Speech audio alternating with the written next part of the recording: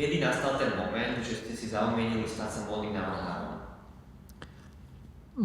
To asi nebol úplne moment. Bolo to také neplánované. A neviem, či som návrhár, ale ja vlastne som pracoval pre jednu značku nemenovanú, ktorá vlastne vyrába obleky.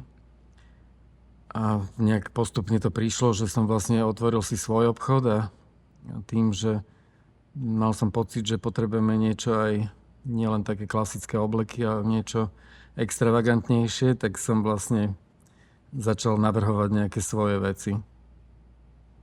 Pamätáte si na prvé predané kúsky? To úplne akože si nepamätám, ale určite ma to vlastne posunulo v tom, že, alebo utvrdilo, že aby som to robil ďalej a som navrhoval ďalšie, lebo tak predaj vždy nejakým spôsobom vás namotivuje. Ako hodnotíte váš progres s ohľadom na začiatky a aktuálnu tvorbu? Tak ten progres určite bol. V podstate tým, že ja som to začal, tak ja som asi skoro 10 rokov žil v Prahe a po 10 rokoch som sa vrátil na Slovensko, kde som vlastne nepoznal nejak ani ľudí zo showbiznisu, ani nejakých umelcov. A ono sa to tak nejak zbieralo, že ma postupne oslovovali aj divadlá, alebo vlastne, ja neviem, z Let's Dance, alebo niečo také, že vlastne oblikal som ľudí do showbiznisu a nejak sa to tak nabalovalo a myslím si, že to ma posúvalo ďalej, že vlastne bol záujem o tie veci. Ako hodnotíte aktuálne uberanie sa modných trendov? Tak tie modné trendy, akože veľmi rýchlo to napreduje a tých modných trendov je strašne veľa.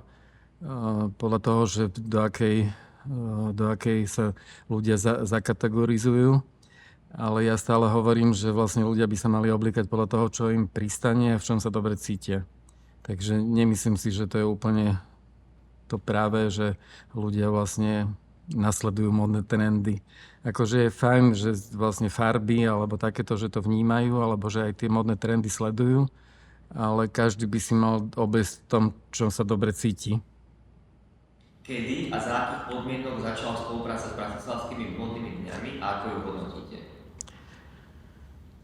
Tak to si presne už ani nepamätám. Už asi dlhšiu dobu spolupracujeme s bratislavskými modnými dňami. Ja len musím poďakovať aj pani Rehákovej, že vôbec mi umožnila a že na tejto udalosti prestížnej, by som povedal, vlastne môžem odprezentovať svoje veci a že vidí to viac ľudí a dostane sa to viac do povedomia. Aké sú vaše najbližšie plány s vašou tvorbou? Tak najbližší plán je to, že budem mať nejakú kolekciu na bratislavských modných dňoch na Hrade, na čo sa veľmi teším a vlastne to bude 20. výročie, takže musím si dať viac záležať na tom, aby to dobre dopadlo.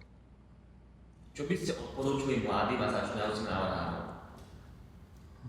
Aby mali trpezlivosť, aby vlastne sa snažili čo najviac vydržať v tom, že tie začiatky nie sú jednoduché a podľa mňa dizajneri, ktorí nemajú aj obchodného ducha, tak by si mali nejakého manažera najať, ktorý by im pomohol v tom, pretože iba dizajnovať a vytvárať nejaké kúsky to nestačí dnes. Akože, aby mali z čoho, tak si myslím, že musia aj predávať a to je dôležité.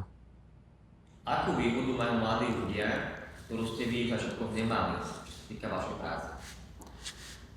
Tak v podstate aj ja som asi mal všelijaké výhody, lebo dneska tie sociálne siete už vlastne dlho fungujú. Tým, že som staršia generácia, takže som sa v tom tak neorientoval, takže pre mňa to bolo preto zložitejšie a si myslím, že tí mladí to už ovládajú, aj Instagram, aj rôzne iné sociálne siete, takže si to vedia odprezentovať. Ja myslím, že to je veľká výhoda. Dneska môžem povedať, že možno keby som nemal sociálne siete, tak by som už možno ani nefungoval ako dizajner. Ako hodnotíte aktuálnu módnu scénu na Slovensku?